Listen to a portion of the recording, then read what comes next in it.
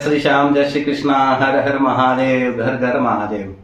प्रेमियों, बहुत सारे साधुओं ने प्रश्न का पूछा है कि महाराज जी अब चतुर्मास पूर्ण हो रहा है, यानी कि 1 नवंबर को चतुर्मास पूर्ण हो जाएगा, जिसको हम चौमासा कहते हैं, चतुर्मास कहते हैं। उस दिन क्या करें? उस दिन जल्दी उठें, भोर में उठें और धरती माता को रोज प्रणाम करें, वैसे प्रणाम करें, गुरु गोविंद की सेवा करें, गौ माता को हरा चारा खिलाएं, गौ माता को प्रणाम करें और उस दिन किसी नदी में स्नान अवश्य करें। अगर आपका मन है तो अब 1 तारीख को नदी में स्नान अवश्य करना और स्नान करके अपने लिए, अपने परिवार के लिए, अपनी कुल देवी कुल देवताओं को प्रसन्न करने के लिए प्रसन्न मन से भगवान की आराधना करें। भगवान को कच्चे दूध से, देसी गाय के कच्चे दूध से ठाकुर जी को नहलाएं, ठाकुर जी को स्नान कराएं, गंगा जल से स्नान कराएं, यमुना के जल से स्नान कराएं।